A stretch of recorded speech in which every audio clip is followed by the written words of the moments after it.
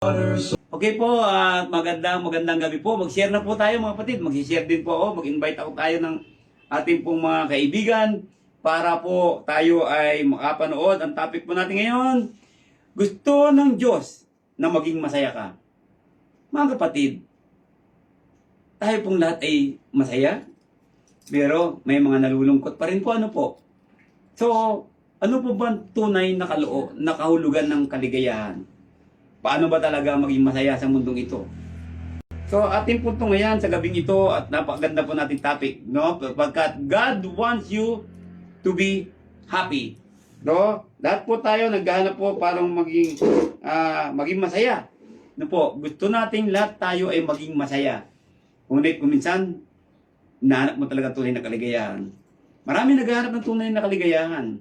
Kaya po, sa gabing ito, samahan niyo ako sa pag-aaral. Mag-invite po kayo ng inyong pong mga kaibigan, kapatiran natin, imbitahan natin, mag-share po kayo. Nang sa ganun po, marami pong makakanood ng ating pong pag-aaral sa gabing ito. Tunghayan po natin ang mga salita ng Panginoon sa gabing ito. I would be happy if.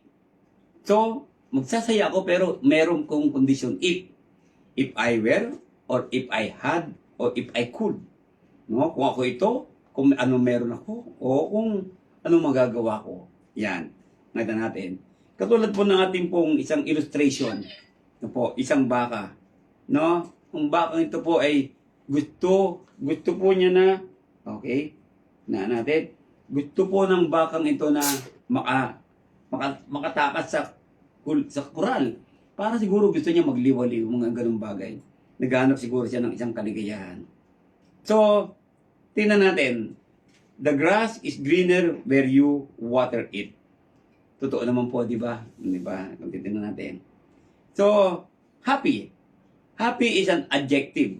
Delighted, pleased, or glad as over a particular thing. To be happy or to see a person. So, kung titingnan natin, ito yung talagang nagustuhan mo, masaya. Kung delighted ka, pleased ka, yung mga bagay na ganyan. Characterized by or indicative of pleasure, contentment, or joy, happy mood, a happy frame of mind. Kapatid, kontento ba tayo sa buhay natin?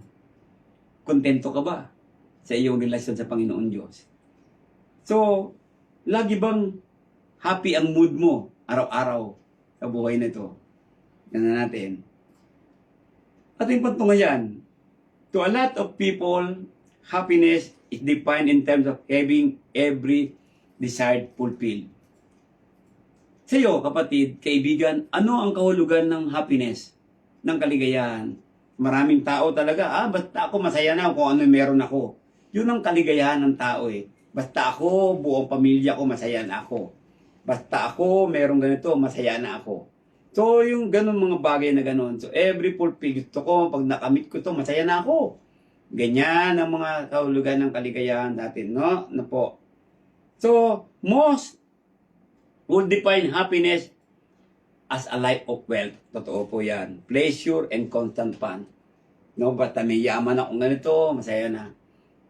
Pero kung titignan natin, meron din po tinasabi natin na wala namang yamang pisikal, masaya rin sila.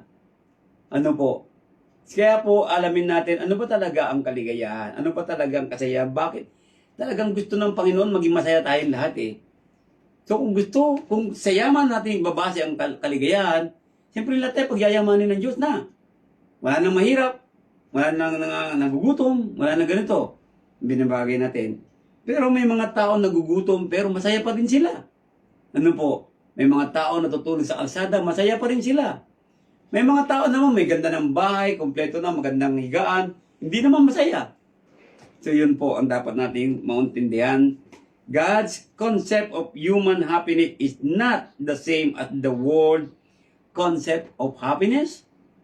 Tingnan niyo po, hindi ba pareha ang konsepto ng kaligayahan ng Diyos at kaligayahan ng mundo? So kaya po sa gabing ito, malalaman natin gusto ng Diyos talaga maging masaya tayo. What many think will make them happy may indeed bring temporary pleasure, a false sense of well-being and fulfillment, but will not bring continual happiness. Ito yung hinahanap natin eh. yung tuloy-tuloy na kaligayahan. Meron kasi kung minsan kontento ka na pero hindi nawawala ang kaligayahan eh. Yung mga ganung bagay na sinasabi natin. Ano po? Katulad po sa Genesis chapter 3 at chapter 3, alam naman natin nangyari diyan. Ano po? Ayan po yung pagtukso ng ahas doon kay Eva. Ano po? Na binabanggit. See, sa Proverbs 14:12 naman nakalagay, there is a way that seems right to a man, but in the end, it leads to death. So, alcohol and drugs, diyan nababasik ang kaligayahan ng iba. Materialism, oo, basta sabi nga, di ba? Selfish desire, unlawful relationship. Ano po yung unlawful relationship? Ito po yung mga merong other man, other woman na tawag natin. Sinful pleasure. Mga questionable po na binabanggit. Ano po na sinasabi natin? See? So, kung titingnan natin, mga kapatid, no, pseudo happiness can be found in sin. Ano ba ibig sabihin ng pseudo? Tingnan natin, ano po, para maunawaan natin kung ano po ang ibig sabihin niyan na binabanggit. What is pseudo? Kung ano ibig sabihin nito. Tingnan natin po, no? Para maunawaan natin kung ano po ang ibig sabihin. Okay? So, hindi totoo. Not genuine. O spurious or sham, kung tawagin natin. No? Pretentious or insincere. Yung mga bagay na ganyan.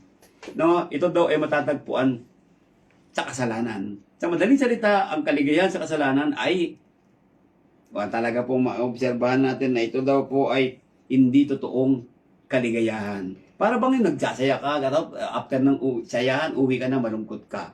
Walang kaligayahan.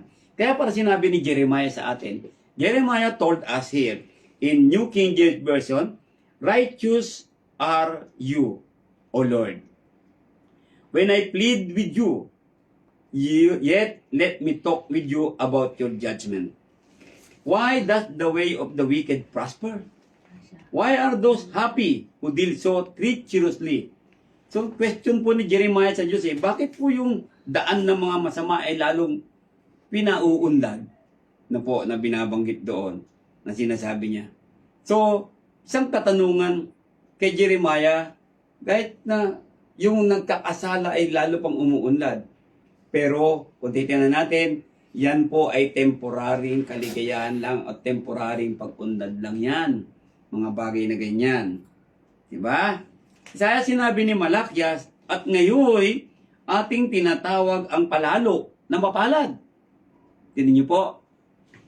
Oo, silang nagsisigawan ng kasamaan ay nangatayo. Oo, kanilang tinutukso ang Diyos at tumatakas. Yan sinabi ni Malakyas. Ano po ibig sabihin ni Malakyas?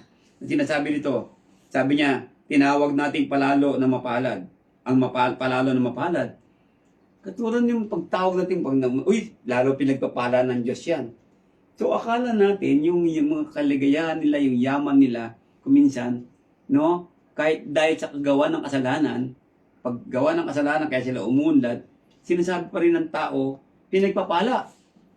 Yun po ang isang bagay na makita natin. Kaya ang tunay o enduring happiness cannot be found in material things. Hindi po matatagpuan po ang tunay na kaligayahan sa mga material na bagay. Bakit po? Di ba? Solomon, kilala naman niyo si Solomon. No? Sa Ecclesiastes chapter 2, binanggit niya po na mag-enjoy ka. I-enjoy mo po ang iyong mga pinagpaguran ng itong mga bagay. No po? Pero kung titignan natin, sabi rin ni Solomon, everything under the sun is vain. No po? Walang kabuluhan po ang lahat ng mga bagay na nasa ilalim ng araw. Yun po ang pinaka-lesson natin doon. Panaalala niyo po, tinuro ko po ang Book of Ecclesiastes. So, a certain rich man, no po, akala niya mayaman na siya, masaya siya, pero umuwi siya na malungkot. Bakit? Kasi ang alam niya, ang kaligayahan ay nasa yaman lamang. Ngunit nung nakita niya, ang kaligayahan pala ay nasa pagtulong. Sabi ng Panginoon, siya ay umuwi na malungkot dahil marami nga sa yaman na binabanggit doon. Sa Laodicean din, sa Revelation chapter 3 verse 17, babasahin ko lang po sa inyo para maalala niyo po ang isa sa mga 7 churches of Asia. Sa Revelation chapter 3, basahin ko po sa inyo para muli natin maalala ito. It's a reminder for all of us. Sabi niya dito, chapter 3 po, verse 17, because thou sayest, I am rich, sabi niya.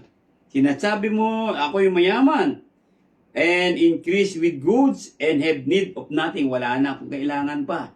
Sabi niya, and knowest not that thou art rich. Ganun niyo po, hindi mo alam na isa ka lang miserable, at mahirap, at bulag, at hubad. Tinan niyo po. Sinasabi ng Laodicea, mayaman kami, wala na kami kailangan, pero ikaw po, sabi niya, hindi mo alam, sabi niya, na ikaw ay isang miserable. See? Ikaw ay isang mahirap at ikaw ay isang bulag, ang sabi doon. So material wealth can be a source of many, no? Many kalungkutan. Totoo po naman 'yan, di ba? Material wealth can be a source of many sorrows. Halimbawa, talaga malulungkot ka po. Halimbawang ikaw ay nanakawan ng material na bagay.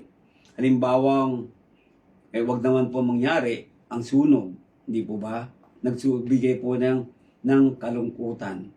So, mga bagay na ganyan, kaya pala sinabi dito ni Timoteo sa 1 Timothy chapter 6 verse 6 to 10. Basahin ko lang po. No po. 1 Timothy chapter 6 po.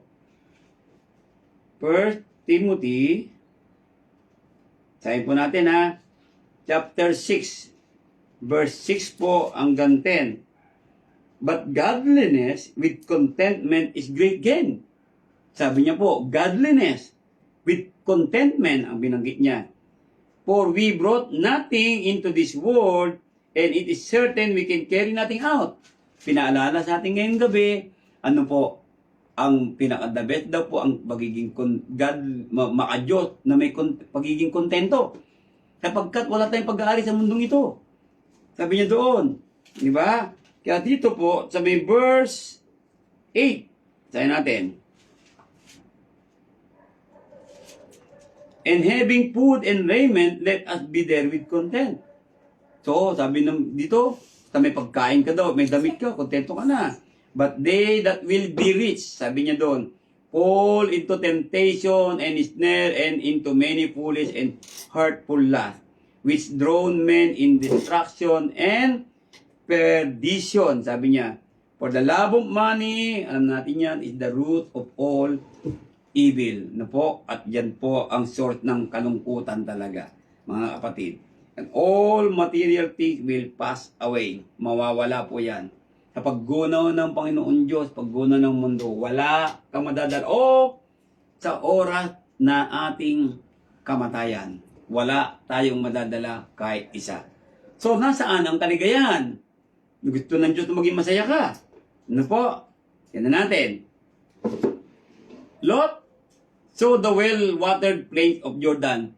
Nung pinapili siya kung ano, saan ka pupunta, nakita niya mas maganda rito. Di ba? Ang plain of Jordan, to mas maganda rito dahil talagang parang sagana. So, ano naging aral sa atin sa Genesis chapter 13 verse 8 to 13? Basahin natin. At sinabi ni Abraham kay Lot, ipinamamanik ko sa iyong huwag magkaroon ng pagtatalo.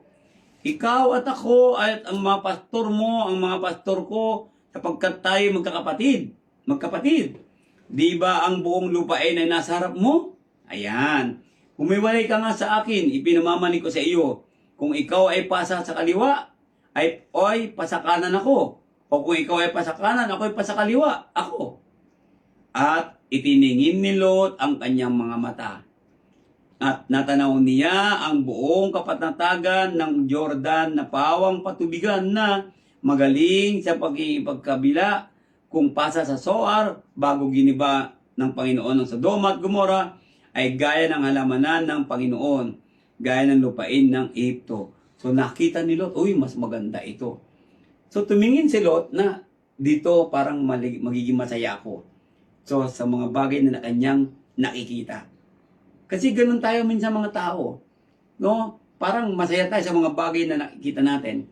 Katulad halimbawa ng meron ka ng cellphone, nakakita ka na, ang saya mo, gusto mo pang bumili. Meron ka na. Hindi na dapat. Hindi ba?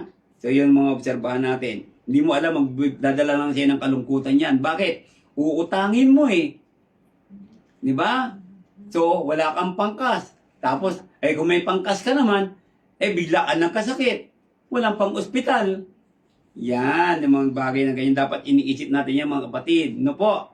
Okay? So, katulad nangyari kay Lot. Sabi niya, kaya pinili ni Lot sa kanya ang buong kapatagan ng Jordan at si Lot ay naglakbay sa silanganan at sila'y kapwa naghiwalay.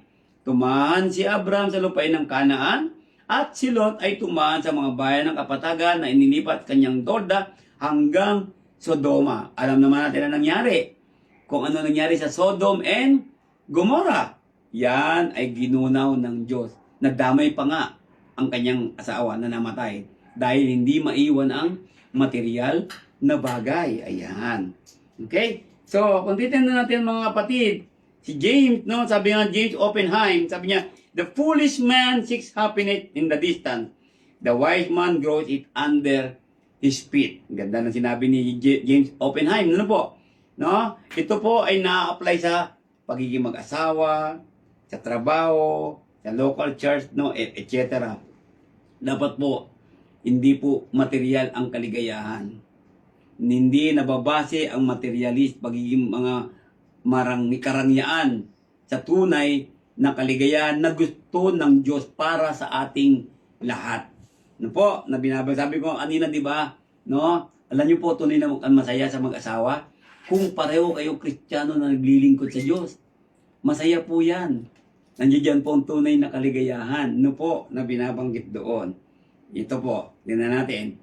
Apart from trusting God, Jeremiah chapter 17 verse 5 to 8, sabi niya, ganito ang sabi ng Panginoon, sumpain ang tao na tumitiwala sa tao at ginagawang laman ang kanyang bisig at ang puso ay humiwalay sa Panginoon. Ano yung ibig sabihin ng Diyos dito? Sabi niya, di ba? Sumpain daw ang tao, yung mga nagtitiwala sa yaman, nagtitiwala sa tao, hindi sa Diyos. Yan daw ay dapat sumpain. Nung nagtitiwala sa iyong lakas. No po? Yan. Sapagkat siya ay magiging gaya ng kugon sa ilang at hindi makakakita pagka ang mabuti ay dumarating, kundi tatahan sa mga tuyong dako sa ilang, lupaing maalat at hindi tinatahanan. Mapalad ang tao na tumitiwala sa Panginoon. Ayan.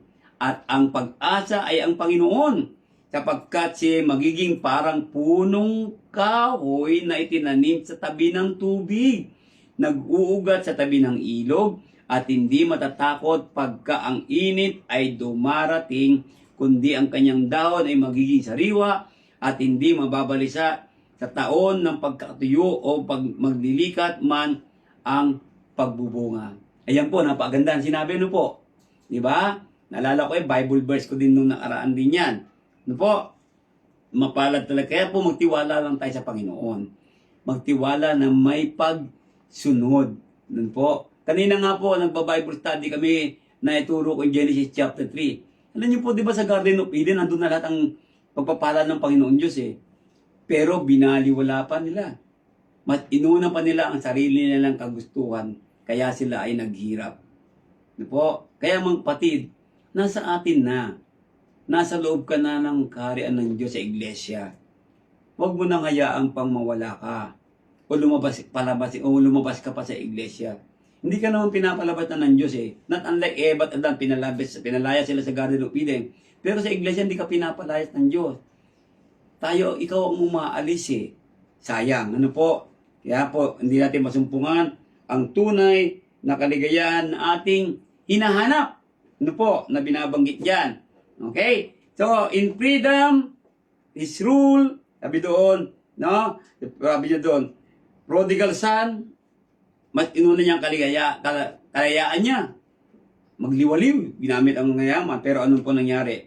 Nagresulta ito ng kalungkutan at walang tunay na kaligayahan. Ano po? Na binabanggit doon. Kaya po, yung katulad ng mga ungodly Gentiles din, sa Romans chapter 1, di po ba? Nasumpungan na nila ganito, pinalitan pa nila ang anyo ng Diyos, dami-dami nung ginawa nila, sayang. So, in seeking to be different from who God made us to be. Ayan. Kuminsan kasi, ano ba yung paalala sa atin ng Diyos? Ito natin ang reminder ni God. Ayun. Ito ang wakas ng bagay, lahat ay narinig. Ikaw ay matakot sa Diyos. Pero as if ngayon, wala nang takot ang tao sa Diyos. Kahit na mga Kristiyano kuminsan ngayon, wala nang takot. Walang takot ipag walang bahala ang pagsamba. Walang takot ipag walang bahala ang mga kautusan ng Diyos. Binabaliwala na po. Ano po? Kaya sabi nga niya, paalala sa atin to, at sundin mo ang kanyang mga utos sapagkat ito ang buong katungkulan ng tao. Tandaan mo yan ha, tao tayo. Tao ka. Tao tayo. Ito ang ating katungkulan. Wala tayong sariling katungkulan. Oo, binigyan ka ng katungkulan ng Diyos.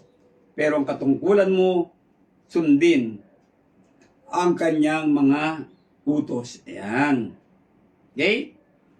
Kaya sabi ko nga, don't let your happiness depend on something you may lose. Sabi yan ni C.S. Lewis. Diba? So, dapat doon magdepende ang iyong kaligayahan. Ano po? Ang ating mga kaligayahan, mga kapatid. Ano po? So, sa gabing ito, sa ating pag-aaral, ano po makita natin dito, mga kapatid, na talaga pong unawain natin ano ang tunay na kaligayahan na gustong ibigay sa iyo ng Diyos. Actually, ibinigay na ng Diyos ang kaligayahan na ito. Di ba? Our happiness will not rise above our values. Ayan. Our expectation of things in this life may let us down. Disappointments will come. Kasi yan ang buhay natin. Love, trust, and hope must be based on God and His Word. Dapat po yan. Ang buhay natin, pagmamahal natin, ang tiwala natin, ang pag-asa natin, ang lahat, dapat po nakabase yan sa salita ng Diyos at kalooban ng ating Panginoon. Na po, na binabanggit. So, God wants me to be happy. God wants us to be happy. Value, desire, condition. Tignan niyo po. Happy, love, health, wealth. Pero tingnan natin, anong klaseng love meron tayo? What kind of love do we have? Carnal or spiritual? Ayan. Po. Yung carnal love, ito po yung sa mga lust. Ito po yung mga nasa material. Ang spiritual love, ito po yung pagmamahal sa Diyos. Ano po? Yung unselfish love. Ito po yung love na may pagpapakumbaba. Yan. Ano po, na binabanggit. Yung health kaya, physical health or spiritual health? Tingnan niyo po. Di ba? So, ang tunay na kaligayahan ay nasa spiritual love. Ang tunay na kaligayahan po ay nasa spiritual na kalusugan. Tandaan po natin yan. Material or spiritual wealth? Yaman. Yaman material o yaman spiritual? Diba? Ang sabi ng Panginoon, huwag kang mag-impok ng yaman sa mundong ito. Kundi mag-impok ka ng yaman sa langit. So, material at saka spiritual. Ikaw po mag-desisyon dyan, mga kapatid. Kung talagang gusto mo maging masaya. Gusto na Diyos maging masaya ka pero ikaw, gusto mo ba na maging masaya ka? Ayan. Temporary or eternal happiness? Ano ang mas gusto natin? Gusto ko eternal happiness. If you want eternal happiness, then you will always remember Ecclesiastes chapter 12 verse 13. Ang buong katungkulan mo. Ganun niyo po na binabanggit doon. Kaya po, sabi niya dito, blessed, God, sincere, spiritual. Ano pong ibig sabihin natin? So, we have lost a sense of awe before God. We want to do whatever we want to do. and then call upon God to help us. Wala na tayo talaga pong parang pagnanais na sambahin, i-glorify ang Diyos. Gusto natin, kung gawin na lang, kung ano yung gusto mo na lang. Pero tumatawag ka sa Panginoon na tulungan ka. Tignan niyo po. To justify us and serve us and make us happy. Lord, tulungan mo naman ako. Gawin mo naman sa akin to. Para maging masaya ako. Yan ang ginagawa ng tao eh. Gusto pa siya paglingkuran ng Panginoon Diyos. Imbis na sana pag ikaw ang maglingkod sa Diyos. Alam niyo po, when you serve God, you will become happy. Ano po? Na binabanggit doon. When you serve God, you will become happy. Na binabanggit doon. No? So, we imprison God. No? Within the structure we have built for Him. Ano po? We live however we want to live. Then when we are confronted with some portion of truth or law, or some rebuke to awaken us, our reply is, well, God wants me to be happy. Yun ang lagi natin sinasabi. Hindi, siguro gusto lang ng Diyos na maging masaya ako. Hindi po. Pag may nangyari masama sa atin, hindi, kalooban to ng Diyos eh. Hindi po. Tandaan mo kapatid, hindi gusto ng Diyos na magkaroon ng masama na mangyari sa iyo. Gusto ng Diyos maging masaya ka. Ayaw ng Diyos na ikaw ay maghirap. Ayaw ng Diyos na magkasakit tayo. Ayaw ng Diyos na tayo ay magkaroon ng malaking problema. Ayaw ng Diyos yan. Dahil gusto ng Diyos maging masaya tayo. Pero ano nangyayari? Because of this is what I want to do, this is I want to do ng mga itong gusto kong mangyari, itong gusto kong gawin, itong ganitong mga bagay nito, itong pamumuhay ko. Akin lang ito. Nagiging makasarili tayo. No po? At kapag narinig mo salita ng Diyos, nasaktan ka. Ay nako. Yan ang nangyayari. May nabasa nga ako no? Hindi naman, ang pag-alit doon sa iglesia, hindi naman nangangulugan na iniwan niya ang Diyos. Para sa akin po, medyo ano yung tanong na yon. Depende po yan na sinasabi. Po, pero kung nasa tunay na iglesia ka, at ikaw ay umalis, iniwan mo ang Diyos dyan, kapatid. Tandaan mo. Kahit hindi naman ako nawala eh. Yan ang sinasabi, hindi naman ako nawawala. Nandito lang naman ako, nagdarasal pa rin ako sa Diyos. Kapo, the moment po na ikaw ay umalis sa katawan ni Kristo, hindi mo na minahal ang Diyos, kinalimutan mo siya. Yan po ang totoo. Bakit po? If you love me, keep my commandment. You're not keeping the commandment. Totoo po, masakit po yun. Pero yan po ang katotohanan. Kailangan po natin malaman if you want to be happy because God wants you to be happy. Gusto ng Panginoon na maging masaya tayo.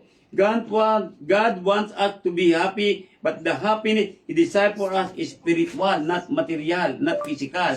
It's spiritual. And it's based on holiness, not the flesh. Tandaan niyo po, kapag masaya ka sa spiritual, magiging masaya ka rin ang buhay mo physical. Tandaan mo yan. Diba? Godliness, sabi niyo doon with contentment, sabi doon. Ito daw po is a great gain. Great gain, sabi kanina, na binasa natin. So, Christianity is about dying to self. Yan. And letting God change us from the inside out. Hayaan mo na baguhin ka ng Diyos. Huwag mong hayaan na baguhin mo sarili mo. No. Hayaan mong baguhin mo ang Diyos. Pero paano? How I am going to allow that God will change me inside out? Paano po?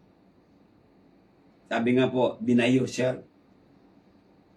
Follow the Bible. Obey His will, not your will. With humility, na may pagpapakumbaba po mga kapatid.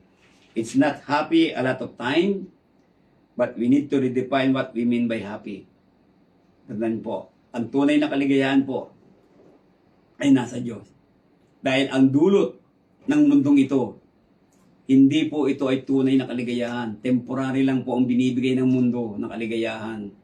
Kaya po mga kapatid, it's about time po na tayo po talaga pong kunin natin ang kaligayahang tunay na binibigay ng Diyos sa atin. Gusto talaga po ng Diyos na maging masaya ka. from being a self-gratifying, self-focused, we must glorify God no matter what. No matter what po, ano man po ang nangyayari, basta we need to glorify. That is the true happiness. Yan po ang tunay na kaligayahan po mga kapatid na binabanggit. Tinan po natin dito. Di ba? So, Psalm chapter 144 verse 15, ang sabi po, happy are the people who are in such a state. Happy are the people whose God is the Lord. Dinan niyo po, anong state yun? Anong kalagayan? Ano po? Yun daw po, masaya daw po ang mga tao kung saan ang Diyos ay ang kanilang Panginoon. God is the Lord. Yan niyo po. Paano mo magiging Panginoon ng Diyos? Kung ikaw po ay patuloy na sumusunod sa Kanya. Kung hindi ka sumusunod sa Diyos, hindi siya ang Panginoon mo. Tandaan niyo po yon. Hindi siya ang inuuna mo, kundi ang inuuna mo ang iyong sarili. Totoo po yan mga kapatid. Yan po ang masakit at masayang katotohanan na binabanggit natin. So, in Psalm chapter 146 verse 5, happy is he who has the God of Jacob for his help. Tandaan niyo po, Jacob has been helped by God. Tandaan natin, di po ba? Si Jacob po, isa sa mga sa 12 spy. No po? Ay, hindi. Si Joshua pala yung sinasabi ko. Jacob po, sinasabi natin the Israelite. No po, siya po ang tinawag na Israel. Dahil po, siya po ang ama po ng 12 tribes of Israel. Tandaan niyo po. Di ba? See, whose hope is in the Lord is God. Jacob really trust the Lord and his hope, ang kanyang pag-asa ay nasa Panginoon talaga na binabanggit. Kaya ang Diyos ang tumulong kay Jacob. Titingnan natin. Ano po? Kaya sabi niya, masaya ang tao na ang Diyos ni Jacob ay ang kanyang, sabi niya, was the God na mayroong Diyos ni Jacob. Kaya po masaya tayo mga kapatid. Dahil mayroon tayong Diyos ni Jacob. Ano po? Na binabanggit doon. Kaya sabi niya, Proverbs chapter 3 verse 13, happy is the man who finds wisdom. Ayan. Who finds wisdom. And the man who gains understanding. No po, hindi yung kala natin kasi yung wisdom na karunungan, I am a doctorate ako. No po, I am the master degree. No po, hindi po, dapat po malaman natin lahat ito. Di pa kasi may mga ganyan po na tao eh. Pinangalandakan na sila ay graduate ng ganito, ganyan. Di ba? Hindi po yan tunay na karunungan. Ang tunay na karunungan po ay nasa pagsunod at pag-apply ng salita ng Diyos sa ating buhay. Tandaan niyo po yan. Di ba? Oo, masarap magkaroon ng ganyan mga titulo sa pag-aaral. Masarap magkaroon ng, sinasabi natin na, kayamanan, material sa mundong ito. Pero wag mo doon i-base lahat.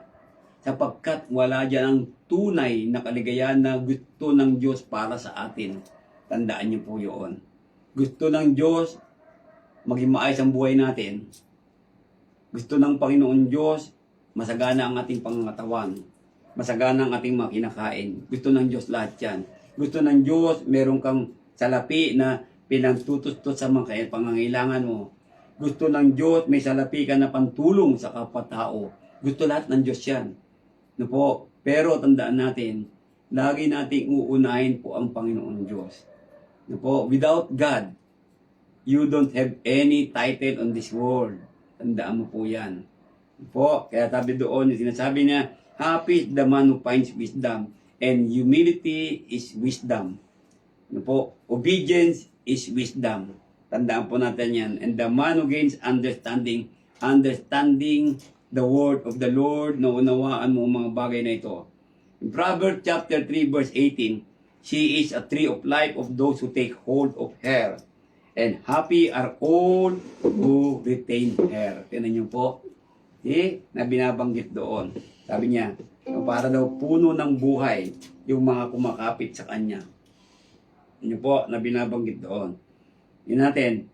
Proverbs 16:20, he who heeds the word wisely will find good.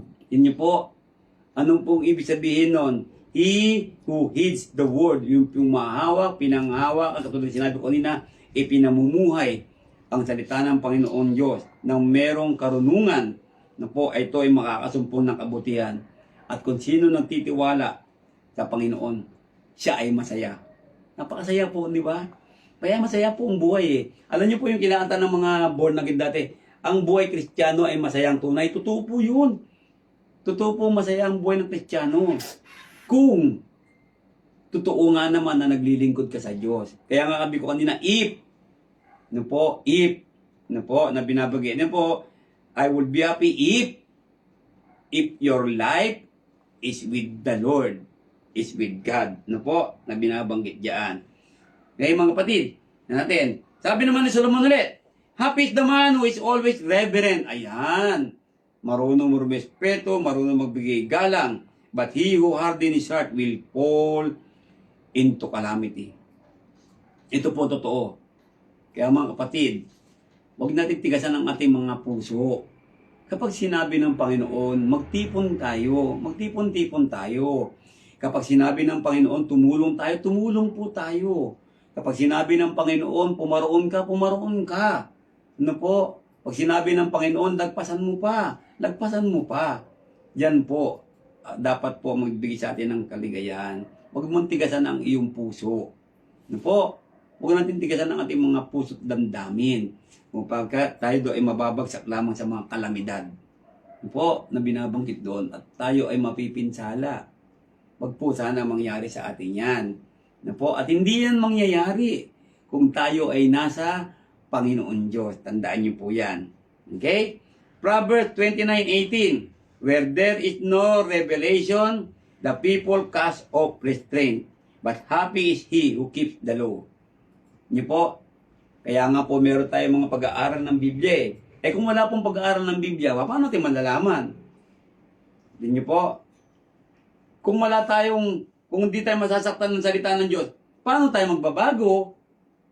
The mere fact Paul told us, sabi ni Pablo, sabi niya, ang salita ng Diyos ay parang isang tulad ng tabak na may 2 talim. Ano po, tumatagos ito sa buong kalamnam natin. Yan po ang sinasabi doon na binabanggit. Kaya sabi niya, happy is he who keeps the law. Talaga pong binanggit. Masaya po yan. Kaya gusto talaga ng Diyos maging masaya ka, kapatid, no? Gusto talaga ni God na maging masaya tayong lahat. Okay? God wants us to enjoy life here on earth. Katulad ko kanina pa sinasabi. And be happy. Gusto talaga ng Diyos yan eh. Mag-enjoy ka sa mundong ito eh. Ano po? Although this world will be destroyed, pero gusto ng Diyos habang nabubuhay ka dito, mag-enjoy ka ng nasa kanyang feeling. Ano po? Na binabang. Hindi ka mag-enjoy sa kasamaan. Hindi yun. Mag-enjoy ka tulad ng limbawa ng nature, enjoy mo. Although kung minsan po, ano po, may mga pangyayaring di natin kagustuhan sa nature. Ano po? Nagbibigay ito ng kalungkutan. Katulad na limbawa na ikaw ay Kristiyano, ganito, nadamay ka na ganito, mga bagay na ganyan, no, may kalungkutan. Pero, sandali lang po yan. Nandiyan pa rin ang tunay na kaligayahan. Ano po? Kapag kung tunay kang Kristiyano, at patuloy ka sumusunod, sa oras na may wala ang kaluluwa mo, sa katawan ng lupa mo, andun na ang tunay na kaligayahan, nasa paraiso ka. Pero kapatid, kapag tayo po, ay patuloy na sinusuway ang Diyos, wala kang makasumpungan na kaligayahan sa kaluluwa mo. Dahil maghihirap, malulungkot ka doon sa impyerno. He wants us to enjoy the rewards of our labor. Sabi nga diyan sa Ecclesiastes chapter 2. Tingnan niyo po, binanggit ko kanina. Paalala ko sa inyo ha. Uli ko babasahin to po. Para po maano natin lahat. Ano po, ang sabi po ng Panginoon Diyos, enjoy nga raw natin yung labor natin. Ano po? The fruit of our labor, sabi niya doon.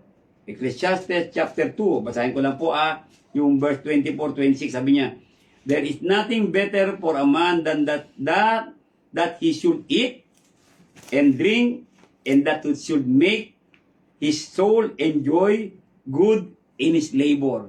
Enjoy ka, sabi ng trabahuan mo. This also I saw that it was from the hand of God. Ayan, galing sa Diyos yan eh. Ano po? For who can eat, or who else can hasten here unto more than I? For God giveth to a man that is good in his sight, wisdom, and knowledge, and joy. But to the sinner he give travail to gather and to heap up, that he may give him to that is good before God. See? Tingnan niyo po mabuti doon. Gusto talaga ng Diyos na mag-enjoy tayong lahat eh. Di ba? Kasi gusto nga, sabi ko nga, kanina ko pa sinasabi, gusto talaga ng Diyos na maging masaya tayong lahat. However, the book of Ecclesiastes also indicates that we may not. Because life under the sun should not be our primary pursuit. Lahat po ng sa mundong ito, hindi dapat yan ang pangunahin natin. Always put God first. Yan po yung pinag-aralan natin sa book of Ecclesiastes, kung naalala niyo po. Alam niyo po, bala ko pong ulitin-ulit yun eh. Yung series po na Ecclesiastes, para maalala natin. Maganda po kasi yun. Po, okay? Ulitin na natin. Sabi po dito, masalba natin, serve God. Ito po, paano maging masaya na ngayon? Serve God and others. Yan po talagang kaligayahan po. Alam niyo po, di ba talaga yung mga share a blessing. Meron pa po tayo po, sana po marami pa tumulong sa atin para makapag-share tayo ng blessing. Kasi mo, napakasaya po nung mag-share ka ng blessing mo eh. Ito po, serve God and others. Yun po in Proverbs chapter 14 verse 21, he who has mercy on the poor, happy is he. Yan, ano po. Diba? Ano pa sinabi? John 13 verse 15 and 17, I have given you an example that you should do as I have done to you. Ayan. Kasi po ginawa ng Diyos yan eh. If you know these things, happy are you if you do them. Kung ginawa mo ito, magiging masaya ka. Niyo po, ayan ang sabi ng Panginoon Diyos. Okay? So, kung dito na pangalawa po, ano po? Control your thoughts. Yan. I-control daw natin ang ating mga isip dahil gusto ng Panginoon maging masaya ka. Ano pong ibig sabihin? Proverbs 23:7, we can change our life by changing our attitude. We are what we think. Sabi doon, di ba? Kung ano inisip mo, yun ka eh. Kaya dapat po, baguhin natin po ang ating pamumuhay. Palitan natin ang ating mga pag-uugali. Ano po? Romans 12:1, di ba? Do not conform any longer to the pattern of this world, but be transformed by the renewing of your mind. Sabi doon sa Romans 12:1 and 2. Okay? So, in Proverbs chapter 23 verse 7, no? Sabi doon, sabi niyan. And then, ito po, sa Philippians chapter 4 verse 8-9. Isipin natin lagi ito. Ano po? Whatever is true, whatever is noble, whatever is just, whatever is pure, whatever is lovely, whatever is good report, whatever is virtuous and praiseworthy. Gawin mo ito, sabi ng Panginoon Diyos. This do, and the God of peace will be with you. Ayan, yung tunay ng kapayapaan ay mapapa sa atin. Yan, alala niyo po yan? Philippians chapter 4 verse 8 and 9. Ano po? Napaganda po ng Philippians chapter 4 verse 8 and 9. So, pangalawa po yan, controller top. Una, sabi natin kanina, ano yung sinabi natin kanina? Serve God and others. Pangalawa, para maging masaya tayo, control our thoughts. Pangatlo, yun natin, avoid sin and guilt. Ayan. Ano po? Sin promises pleasure. Opo, totoo yan. But brings guilt and misery. Tandaan niyo po, totoo po yun. Kaya dapat hindi po yan. Iwasan natin ang lahat ng kasalanan. Dahil walang kasalanan po na idudulot ng kabutihan. Doon niyo po, Garden of Eden, di ba? Huy, maganda ito sa paningin niya. Nung natikman nila, masarap. Pero nung pa nangyari, nagdala lang sa kanila ng guilt and misery, kahirapan. Kaya sila ay pinalis sa garden. Ganon din po tayo mga kapatid. Yan po mangyayari sa atin. Ano po? Mabasahin natin yan. Sin is the cause for all our trouble and pain. Yan, sabi Genesis chapter 3 nga. Kanina yan po yung Bible study ko doon sa isang mag-asawa eh. No? Tinuruan natin kanina. Yan, binabanggit doon. Yan po. In Psalm 51 verse 7 to 8, if we fail to avoid sin, the mere fact, sabi ni Paul, obtain on all kinds of evil appearances, sabi ni Pablo. Sabi niya, all is not lost. We can still find happiness by finding forgiveness. Yan. Naalala niyo po yung Bible verse ko ngayon. Di ba? Where are you? Sabi ng Diyos, di ba? Nasaan kayo? So kahit na tayo ay may kasalanan, pwede pa natin matagpuan ang tunay na kaligayahan kung hahanapin natin ang kapatawaran. Paano magkaroon ng kapatawaran? Repent. Baguhin mo ang buhay mo. Bumalik ka sa Panginoon Diyos. Kung ikaw ay hindi pa Kristiyano, you must repent and be baptized. Ano po? Yan po dapat kailangan natin. Ano po? Pero po bago yan, kailangan natin tanggapin ang salita ng Panginoon Diyos at tanggapin ang Panginoong Isus bilang Panginoon tagapagligtas natin. At isasabuhay natin siya. Yan po ang ibig sabihin niyan. No? Kaya yan po bilanggit sa Psalm 51 verse 7 to 8. Ano po, na binabanggit doon. Okay? So, pang-apat, ano sabi niya? Learn to be content. Ayan. Matuto tayo maging kontento, mga kapatid. Being content with our current physical circumstances is a learned quality. Ano po, ganda po yan. Not a quantity, but is a quality. Ano po, na binabanggit doon. Maging kontento lang tayo. Matuto tayo. Paano ba matuto maging kontento? Diba? Ulitin ko. Ano po, be content. Godliness with contentment is a great gain. Sabi kanina si Pablo. Ano po, na binabanggit doon. Huwag ka na masyado pang yung naghangad pa ng meron ka na nga, naghangad ka pa ng sobra. Huwag na. Makontento ka na muna dyan. Yun pong ibig sabihin. Po, makontento ka sa paglilingkod sa Panginoon. Po, dahil ang paglilingkod sa Panginoon po, napakasarap po niyan. Masusumpungan at masusumpungan mo ang tunay na kaligayahan. Huwag mo na po mga bagay na unahin pa yung mga kalayawan. No po, unahin mo lagi ang Panginoon. Lalo-lalo pag araw ng linggo, mga kapatid. Pag araw ng linggo, lagi ko po sinasabi yan. Ano po, kasi nga po, inahanap tayo ng Diyos. At gusto ng Diyos na sama-sama tayo nagpupuri, umaawit, sumasamba sa Kanya. At umaalala sa sakripisyo ng Panginoon Diyos, sa kapatiwaran na binigay sa ating lahat. Ano po, kaya sana po paglinggo mga kapatid, huwag po kayong magpapaliban ng pagsamba. Kung kayo naman po ay walang sakit, kung kayo naman po ay nakakalakad, ano po, pumunta po kayo sa bahay-sambahan. Ano po, kaya sabi ng Panginoon Diyos, Hebrews 13:5, based upon our trust in God, be content with such things as you have, for He Himself has said, I will never leave you, nor forsake you. The promise of God. Ganda na po. Kaya sabi ko nga po huwag yung iwan ng Diyos. Hindi ka rin niya iiwan The moment na iniwan mo ng Diyos, iiwan ka rin niya. Tandaan niyo po yun. Diba? Okay? Ito rin natin. Pang-5, count your blessing. Yan. Bilangin mo mga pagpapala mo. Yan po isang sikreto para maging kontento. Yan po, kasi mayroon ka ng blessing No? Be content yan. Isa po, bilangin mo mga pagpapala mo. Consider the material blessings we do have. Meron ka na No po? Diba? Kasi the more na maghangad ka pa ng mas mahigit dyan, magkakaroon ka lang ng problema dyan. Yung mga bagay na ganun. Consider the spiritual blessings we have in Christ. All spiritual blessings ay kay Kristo na Nasa iyo na lahat yan. Ano po? Philippians 4:6, even in the face of loss, we have many things for which we should be thankful. Totoo po yun. Marami tayong ipagpapasalamat sa Diyos talaga. That's why you cannot count all the blessings that we have. Ano po? Hindi mo talaga mabibilang one by one. Napakarami pong blessings sa atin ng Diyos. Po, mga kapatid. Okay? Pang-anim natin, focus on spiritual things. Ayan. Na po, earthly things will always fade away and disappoint. Cannot provide lasting happiness. Kaya sabi niya, huwag kang mag-impok ng yaman sa mundong ito na nabubulok lamang at na uuod. Mga bagay na ganon. 2 Corinthians 4:18, do not look at the things which are seen, but at the things which are not seen. For the things which are seen are temporary, but the things which are not seen are eternal. Ano yung mga bagay na hindi nakikita? Yun po ang langit. Yun po yung kaluluwa mo. Hindi mo nakikita yan Diba? Pero alam mo may kaluluwa tayo. Yan ang pag-ingatan natin. Yan ang pagyamanin natin. Yan ang paglilingkod mo sa Diyos at paglilingkod mo sa ibang tao. Po, bilangin mo mga pagpapala mo. Maging kontento tayo. Mga bagay na ganon. God wants me to be happy. Po, God wants us to enjoy life here on earth.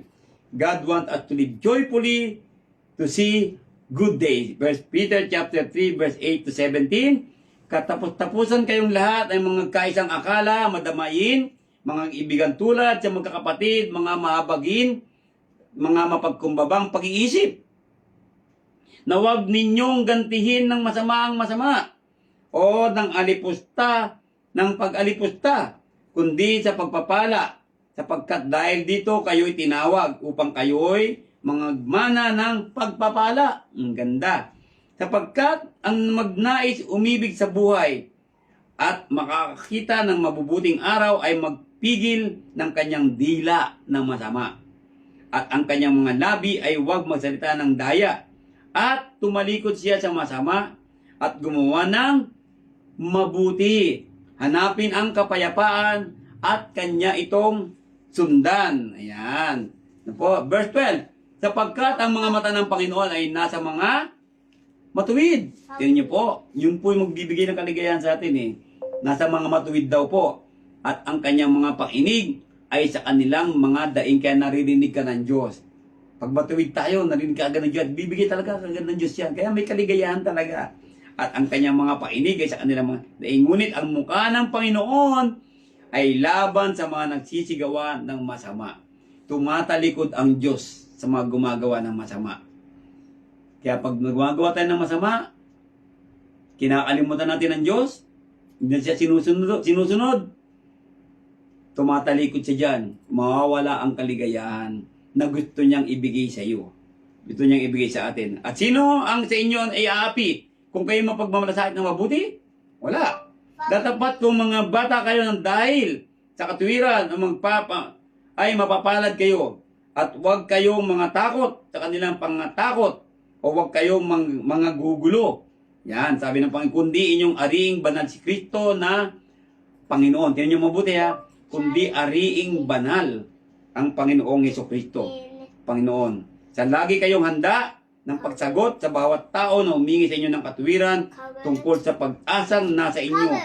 Ngunit sa kamuan at takot, naman niyo po merong pagpapaumbaba po yun na binabanggit doon. Ang pagsagot ng magpapakita na ikaw ay isang Kristiyano, na taglay ang mabubuting budhi upang sa mga bagay na salitain laban sa inyo ay mga pahiya ang nagsisialipusta sa inyong mabuting paraan ng pamumuhay kay Kristo. Mabuting paraan ng pamumuhay kay Kristo. Tandaan niyo po yun.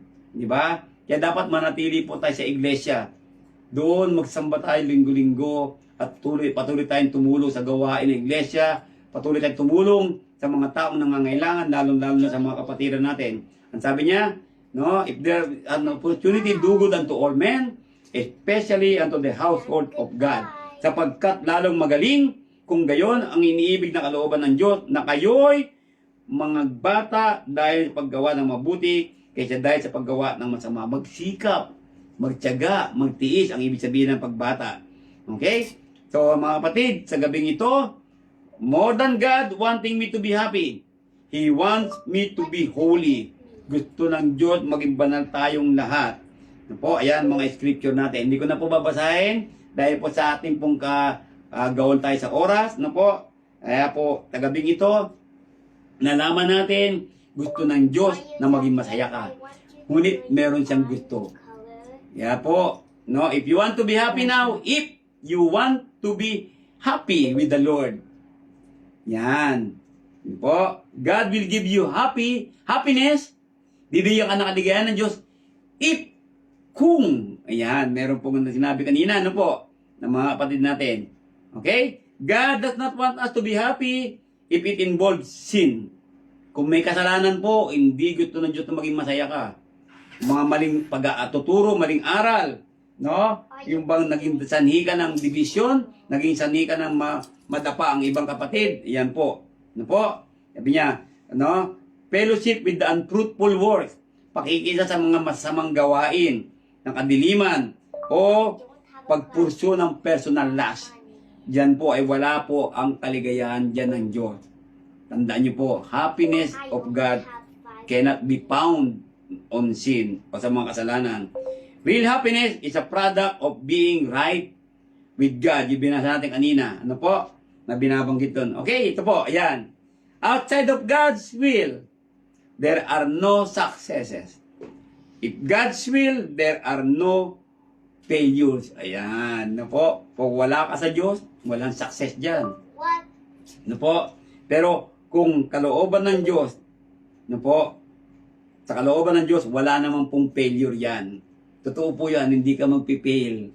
Ganda po, ano po, sa gabing ito mga kapatid, I hope and I pray na nakita natin ang kaligayahan ng gusto ng Diyos na ibigay sa iyo. Gusto talaga ni God na maging masaya tayo. Ano po? Ngayon, Kristiyano ka na. all spiritual blessings as in Christ. Ayaw ni God, ayaw ng Diyos na malungkot ka. Gusto ng Diyos, maging masaya ka, kapatid. Halika na, bumalik ka sa iglesia. Halika kayo, magbagong buhay tayong lahat. Sama-sama tayo magtulungan. Magdasalan, magtulungan, magmahalan, magpakumbaba, na sumusunod sa kalooban ng Diyos. Itakwil na lahat ang maruming pag-iisip, maruming damdamin. Itakwil na po lahat yan, mga kapatid. Kaya po, titignan natin, even in this life, we suffer. Yan. Face hardship. Face great loss in Christ. We can find comfort, joy, peace, and hope. Ano po, mga kapatid? Ano po? Tandaan niyo po yan, ha? Ano po, even in this life, tayo ay nagsasuffer.